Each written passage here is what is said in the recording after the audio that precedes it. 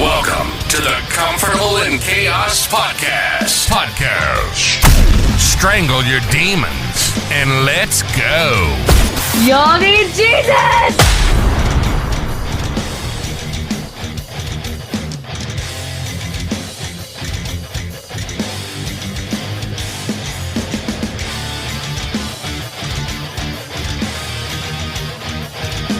I love rock and roll. Put another dime in the jukebox, baby. I love rock and roll. Come and take your time and dance with me. Wow. Joan Jett, she loves rock and roll. I don't know, loved. I think Joan Jett's still around. Great song. I remember it in junior high. But you know who else loves rock and roll? Men love rock and roll. We love those guitar riffs, baby. We love that percussion, that driving, thunderous rhythm. Music moves us. It can move us into action. You've heard me talk about working out to metal music now, man. It's awesome. But rock and roll's been kicking up since the 50s, man. And I think it was John Lennon who said it. One of the Beatles. Hey, before Elvis, there was nothing. So hips started moving, music started pounding, and we've been moving forward from there. I'm going to talk about rock and roll a little bit. And then we're going to segue into something that I think is applicable with rock and roll and entertainment. But first, you know where you're at, right? You're on the Comfortable in Chaos Podcast. I am your host, Eric Hellberg. And rock and roll is important to men. And this is about all issues pertaining to men. How in the hell did we get here? And where is it that we are going to go? Men, here is where we're going this Sunday. Since we love rock and roll, I want you to check out a show that I recently found out about by a badass dude by the name of Keith Kramer. He's been a DJ all over the major markets for probably the past 30 years. And he has a podcast. You can actually find it on Podbean. A podcast on Podbean called Sunday Stripped. Sunday Stripped. What does stripped mean? No, it doesn't mean not clothes. It means stripped of all the more exciting elements of music, but getting down to the essence of music, whereby you're going to be hearing more acoustical tracks. He's bringing in all kinds of artists from his day, our day. He interviews them. He tells their stories. And you know a rock and roll star is going to have interesting stories from his childhood. What in the hell made him want to be different, go be a performer? Then he makes it. He becomes big, all of those struggles therein. How does he adapt? How does he maintain a family? And then ultimately, as the music dies down, although we're perpetuating music in a million different venues now, I mean, you got 80-year-old guys going out on tour these days. But he talks to all of them. And he plays amazing music where they're just sitting down with an acoustic guitar on a bench, and they're talking. And they're playing. And now we're getting down to the heart of the matter. This is Sunday Stripped with Keith Kramer. I owe that guy big time. He put me on his show in the form of an advertisement. And when you listen to the Comfortable in Chaos podcast, that amazing intro and outro music belongs to him. You can find Keith also on Fiverr. Fiverr. And he can handle all of your promotional needs. Love that guy. Been an immense help to me. So let's talk about rock and roll. And let's talk about entertainment. Have our churches become like a rock and roll stadium? Are our pastors just simply performers? Do we go to church to actually worship? Or do we go to church to feel good? What happened to those old school churches, man? I mean, think back to Little House on the Prairie, the schoolhouse. Think about when Laura Ingalls was just kind of rolling through the rolling meadows there. You looked at that little church house. How many people get together? Yeah, they may press their blue jeans, put on a starched shirt, show up in the pew. Yeah, it was pews. Yeah, not luxury seats like you're on Emirates. Not all these fancy chairs. They got in the pew. I don't know if they had any music. Maybe a young lady sang a song or two. And they just read the Bible and talked. What would people say these days? Boring, boring. We need entertainment. You got to make us feel good. You know what's crazier? We have more people self-identifying with their religion, whatever sect, faith, denomination than ever before. I would venture to tell you that more people identify as Christians than ever before. Well, how in the hell could that be when we're more lawless than ever before? Lawless. Makes you want to think, huh? We know we're in the 21st century now. I always get confused on that. 19th, 20th, 21st. We're less than a quarter way through the 21st century right now. But let's go back in the 20th century. How many people, although religion as a whole was perpetuating itself, you know I love the word proliferating, throughout the world,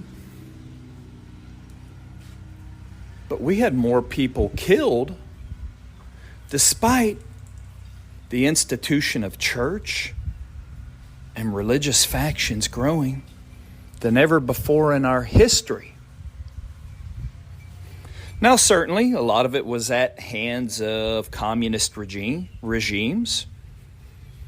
Well, that's also a religious fight. Just because they are devoid of God and religion and it is a state institution, well, when they're enslaving, killing, disparaging people that want to espouse their own religion, that's still religious persecution. Think Lenin, Stalin, Pol Pot, all of those guys. Tens of millions of people dead. You know what's even crazier? Did you know probably by about 1939, I would say 39, okay, maybe the Nazis had risen up, that would be about probably 5 to 6 years into their reign. At that time, Germany identified itself as a predominantly Christian nation, primarily Protestant with Catholic close second. But look at the horrors that they committed upon mankind. So predominantly Christian nation, killing people left and right, throwing the world into chaos. Well, dang it. I can walk up and down my street here. We kind of live in a rural area, so I'll have to do some serious walking. And I bet if I took a poll with my neighbors, most of them would say they identify as Christians. It's a little bit crazy. Of course, you'd get a couple of self-endowed atheists. These are just simply people that have these deeply held ideals that somehow maybe they're omnipotent. They're not beholden to anyone, and that their mentality is actually superior to others. I would venture to tell you that is what an atheist is. I believe it's kind of foolhardy.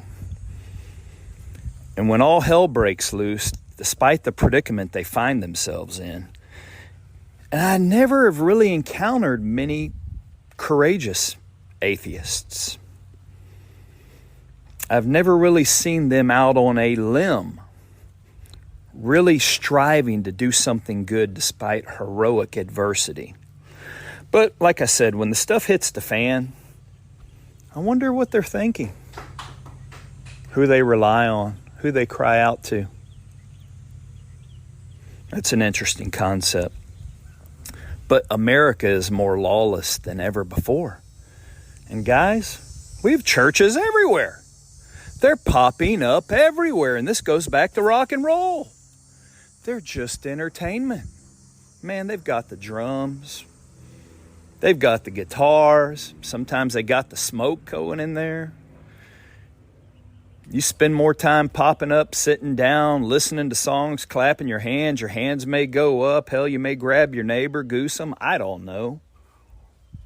But the crazy thing is, even when that's going on, most people are still yelling more loudly at a football game than they are when they're in church, even with all the music blazing.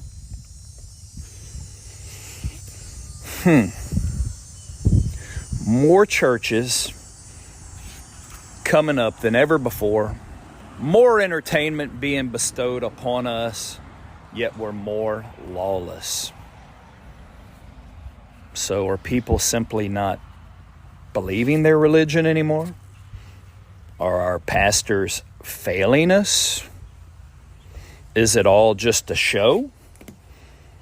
Or do people want to readily identify themselves to show others that they're good, but still go out drinking and partying all night on Saturday night and barely get up, kick the dog, fight with the family they roll in there on Sunday, sit, get some good music, I don't know, spend 8 minutes on a couple of scriptures they put up on the screen, buddy, out the door and back into the world,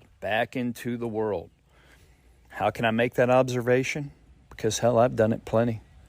You're not going to find me doing it anymore. If it's a Saturday night, there's going to be a diminishment of activity because we're going to be ready to go on Sunday morning. I've been there. And since we're talking about the world and how the church has become exactly like it, and exactly like rock and roll, we're going to use that term, carnal Christians. Carnal Christians.